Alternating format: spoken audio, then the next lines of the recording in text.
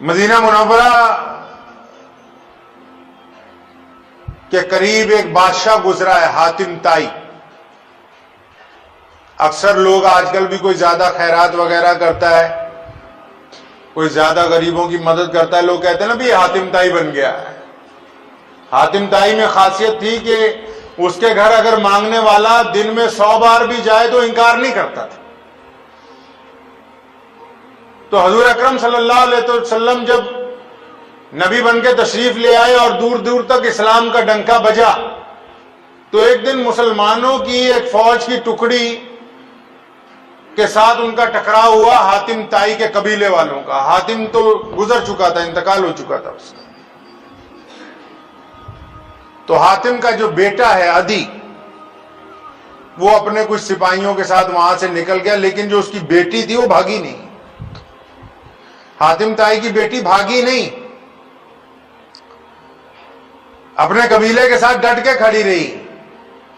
بڑی جاندار خاتون تھی،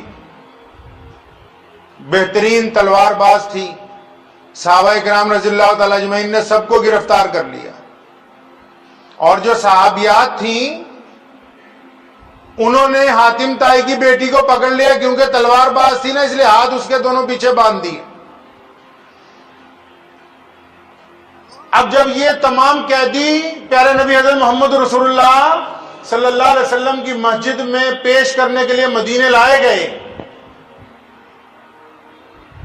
تو حاتم کی بیٹی کہتی ہیں کہ میں اپنے دل میں یہ خیال لے کے چل رہی تھی، بادشاہ کی بیٹی تھی نا، اور بادشاہ بھی وہ جس کی اللہ کے رسول صلی اللہ علیہ وسلم قدر کرتے ہوں، بادشاہ بھی وہ جس کی تعریف خود محمد رسول اللہ نے کی ہو کہ یہ بہت سخی آدمی تھا، اور ایسے سخی کی بیٹی بھی ہو اور بہادر بھی ہو، لڑنے مرنے والی بھی ہو۔ تو کہتی ہیں کہ جب مجھے مسلمانوں کے نبی کے سامنے پیش کیا جانا تھا تو اللہ معاف فرمائے کہ میں دل میں سوال طرح طرح کے تیار کر رہی تھی کہ اچھا وہاں جا کے ایسے ایسے سوال مسلمانوں کے نبی سے کروں گی کہ وہ حیران رہ جائیں گے، پریشان ہو جائیں گے، نعوذ باللہ۔ اور فرماتی کہ جب میں پہنچی وہاں مسجد نبی میں، مجھے پیش کیا گیا حضور صلی اللہ علیہ وسلم کے آگے، تو میرے دل میں پورا غبار تھا، غصہ تھا کہ اب میں سوالات کروں گی۔ دربار رسالت میں پہنچی، حضور اکرم صلی اللہ علیہ وسلم مسجد میں تشریف فرما ہیں، صحابہ کرام بھی موجود ہیں۔ بتایا گیا کہ حاتم بن طائی کا قبیلہ پیش کیا جا رہا ہے آپ کی خدمت میں، انہوں نے ٹکراؤ کیا ہے مسلمانوں کے ساتھ، تو یہ گرفتار کر لیے گئے، اور حاتم کی بیٹی ساتھ میں ہے۔ محمد رسول اللہ نے دیکھا حاتم کی بیٹی مسجد میں آ رہی ہے، سر پر روپٹہ نہیں ہے، حاتم طائی کی بیٹی کے سر پر روپٹہ نہیں ہے۔ جب مسجد نبوی میں داخل ہوتی ہے، محمد الرسول اللہ اپنی رحمت والی چادر اپنے کندھے سے اتارتے ہیں اور ایک صحابی کو دے کے فرماتے ہیں کہ اس بیٹی کا سر ڈھک دو، اور وہ چادر جب حاتم طائی کی بیٹی کے سر پہ ڈالی جاتی ہے، فرماتی ہے میں تو یہ سمجھ کے آئی تھی کہ فلاں بات غصے میں کہوں گی، فلاں کہوں گی، اللہ کے نبی نے آتے ہی دشمن کی بیٹی کا سر ڈھک کے یہ بتا دیا کہ بیٹی کسی کی ہو یا ہماری ہو، بیٹی بیٹی ہوتی ہے، اس کے ساتھ فرق نہیں ہو سکتا۔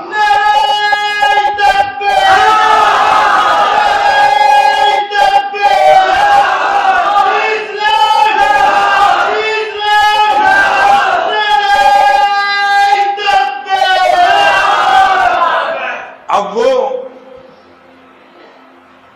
حضرت شرجیل رضی اللہ تعالیٰ عنہ، ابو ایوب انصاری رضی اللہ تعالیٰ عنہ، اور 2-3 بڑے معتبر صحابہ کرام حضور صلی اللہ علیہ وسلم کے پاس بیٹھے ہیں، انہوں نے اپنا مشورہ دیا، فرمایا یا رسول اللہ رکیے، آپ کی چادر رحمت والی ہے، آپ پر قرآن نازل ہوتا ہے۔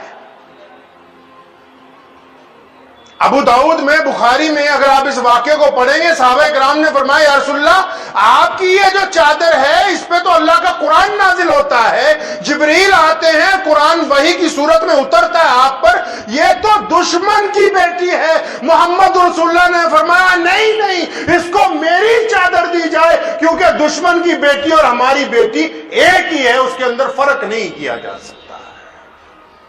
گرچہ دشمن مشرک ہے، جبکہ دشمن کافر ہے، اس کے باوجود محمد رسول اللہ نے آج کل تو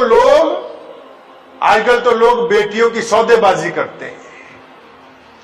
خاندان میں رشتے پڑے ہوئے ہیں، اس لیے رشتہ نہیں ہو رہا ہے جناب کہ اگر یہ قد میں 2-4 انچ بڑی ہوتی تو میں اپنے بیٹے سے بیاہ لیتا.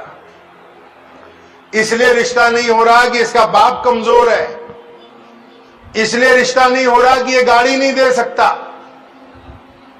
اس لیے رشتہ دار رکے ہوئے ہیں کہ وہاں شادی کریں گے جہاں بہت سی اسامیاں ہوں، موٹا مال مل جائے. اور یہاں محمد الرسول اللہ صلی اللہ علیہ وسلم مسلمانوں کو تعلیم دے رہے ہیں کہ بیٹی تو بیٹی ہے، آپ بیٹی کو کسی مذہب کی بنیاد پر، ذات اور نسل کی بنیاد پر نہیں پرکھ سکتے. اب جب بیٹی نے دیکھا نا محمد الرسول اللہ نے سر پہ چادر رکھ دی، جس کو خاتم النبیین نے بیٹی کہہ دیا ہو، جس کو پیارے آقا نے اپنی رحمت والی چادر جس کے سر پہ ڈال دی ہو، اس کے پاس اس کے علاوہ کیا چارہ ہو سکتا ہے کہ وہ یوں نہ کہے کہ اشہد ان لا الہ الا اللہ وحدہ لا شریک لہ واشہد ان محمدا عبدہ ورسولہ. مسلمان ہو گئی وہیں پہ. اور پھر سونے نبی نے پوچھا بیٹی سے، یہ نہیں کہا کہ تم مسلمان ہو جاؤ، فرمایا حاتم تائی کی بیٹی ہے، تیرا باپ بڑا سخی تھا، مانگ کیا مانگتی ہے؟ آج حاتم سے بڑا سخی اس کی بیٹی کے سامنے بیٹھا ہوا ہے. مورخین نے لکھا ہے پیارے نبی صلی اللہ علیہ وسلم اتنے سخی تھے کہ تیز چلنے والی ہوا پیچھے چھوٹ جاتی تھی حضور اکرم صلی اللہ علیہ وسلم کی سخاوت سے. اگر کوئی بندہ بھیس بدل کے دن میں 10 مرتبہ بھی دربار نبوت میں کچھ مانگنے آیا، محمد رسول اللہ نے جاننے کے باوجود اس کو عطا کیا. مانگنے والے کو یہ نہیں کہا گیا کہ تم بھیس بدل کے آئے ہو. حاتم تائی کی بیٹی کو حضور صلی اللہ علیہ وسلم نے پوچھا، بیٹا مانگو، کیا مانگتی ہو؟ کہہ دیے تمہیں رہا کر دیتے ہیں، عزت کے ساتھ بھیجتے ہیں، سواری دی جائے گی. فرمانے لگے یا رسول اللہ میں بھی حاتم کی بیٹی ہوں، اکیلی نہیں جاؤں گی، پورا قبیلہ جو قیدی بن کے آیا ہے، آپ بنا جزیے کے پورے قبیلے کو رہا فرمائیں گے. محمد رسول اللہ نے فرمایا تو حاتم کی بیٹی ہے، جو مانگتی ہے اس کو دے دیا جائے. پورے کا پورا قبیلہ اس بیٹی کی زبان کے اوپر حضور اکرم صلی اللہ علیہ وسلم نے رہا کر دیا.